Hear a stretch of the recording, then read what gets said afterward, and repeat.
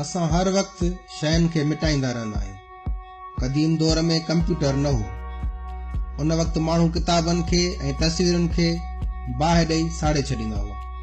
सिंध जे तारीख़दाननि मुताबिक़ जॾहिं बि सिंध ते धारियुनि हमला कया, उन्हनि सिंध जे किताबनि खे बाहियूं ॾेई सिंध जी तारीख़ खे मिटाए छॾियो।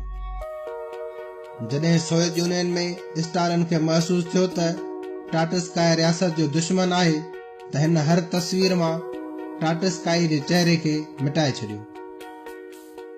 दुनिया में हर अणवणंदड़ शइ खे माण्हू मिटाईंदा रहनि था। उहो कंहिं किताब जी सूरत में हुजे, तस्वीर या को खुफ़िया कागज़।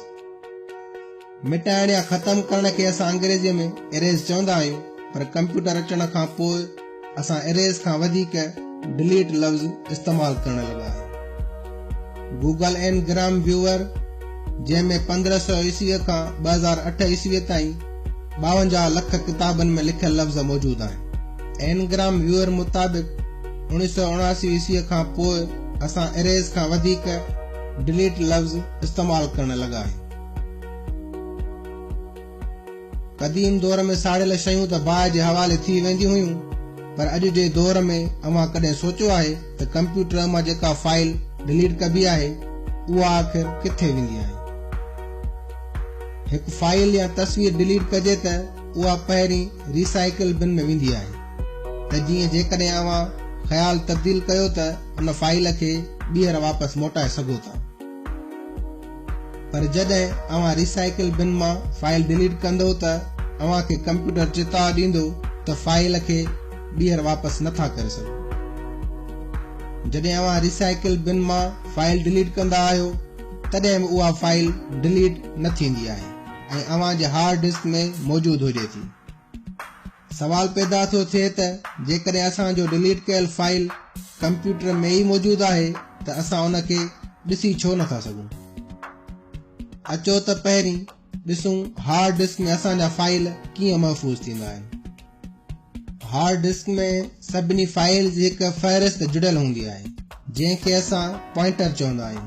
पॉइंटर बिल्कुलु ईअं आहे जीअं किताब में ॾिनल फ़हरिस्त।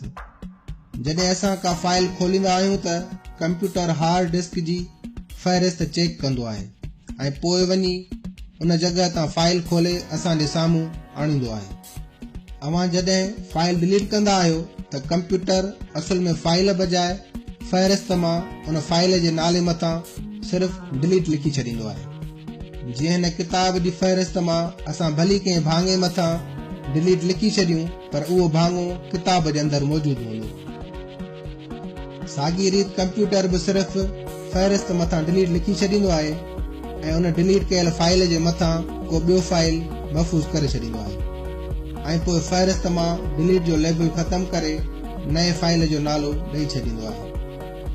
अव्हां डेटा रिकवरी सॉफ्टवेयर इस्तेमाल कया हूंदा, जेके डिलीट कयल डेटा खे वापसि आणींदा आहिनि। उहे सॉफ्टवेयर हार्ड डिस्क जे पॉइंटर में वञी ॾिसंदा आहिनि। जिते जिते डिलीट लिखियल हूंदो आहे, उन एड्रेस ते वञी चेक कंदा आहिनि। अगरि को फाइल मौजूद आहे त उन खे वापसि सेव करे ॾींदा आहिनि। अव्हां बेड सेक्टर जे बारे में बि यकीनन ॿुधो हूंदो।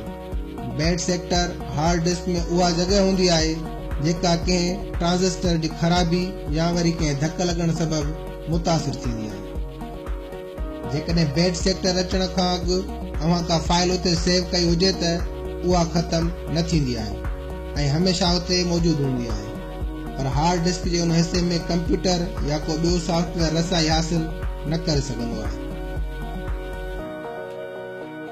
जेकॾहिं अव्हां कंप्यूटर मां का फाइल डिलीट करे छॾी आहे या अव्हां जे हार्ड डिस्क में बेड सेक्टर अची विया आहिनि, त यादि रखो अव्हां पारां महफ़ूज़ कयल डेटा अव्हां जे कंप्यूटर में ई मौजूद आहे। उहा उन वक़्तु ई डिलीट थी सघे थी जॾहिं हार्ड डिस्क खे बाहि ॾेई साड़े छॾिजे।